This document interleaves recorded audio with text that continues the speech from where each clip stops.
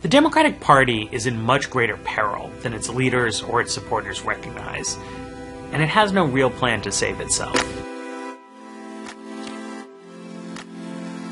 It's true, it seems like it's the Republican Party that's in crisis, with its very extreme, very unusual candidate. Barking Carnival Act. Unstable. I regret those comments that he made. And it's true that pollsters believe that the presidency is more likely than not to stay Democratic. But all that hides something more important. Since Obama's inauguration in 2009, the Democratic Party has been obliterated at the state level.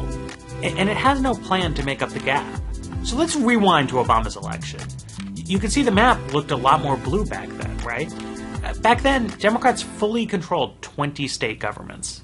Now this is a current map of state legislatures. And 4 of those 12 states where Democrats control both houses, they have Republican governors. That means Democrats only have total control in 8 states. For the 23 states with Republican control, that's been a huge, unprecedented wave of restrictions on abortion, the spread of anti-union right-to-work laws into once union-friendly territory, redrawing of districts, making it tougher to vote, tilting the electorate on balance, richer, whiter, older, and whether you want to see the scale layoffs of teachers and other public sector workers who are likely to support Democrats. Now, to be fair, it's not new for the party in the White House to lose states. Obama and the Democrats have lost 68 House seats, 11 Senate seats, 10 governorships, and 15 state legislatures since he became president. But every 2-term president has seen numbers go in that direction because of what's called wave elections, a backlash to continued control by one party. And you can see that pretty clearly in this chart of state control. The country turned strongly against Democrats in 1994, 2 years into Bill Clinton's tenure, and then turned strongly in their favor during the latter half of George W. Bush's administration. But one problem is that continuing to keep power will make a wave election to rebuild Democrats on the state level highly unlikely this November. Or the next election, 2018. By that time, political scientists would expect more of a wave against them if they stay incumbent. But another location in person.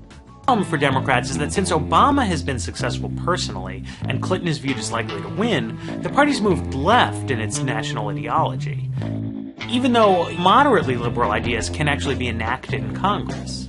And that's because Congress looks pretty similar to the state legislature's charts. Democrats haven't been weaker in Congress since 1949. So policies that are more left-wing aren't likely to help Democrats win the House or win in states.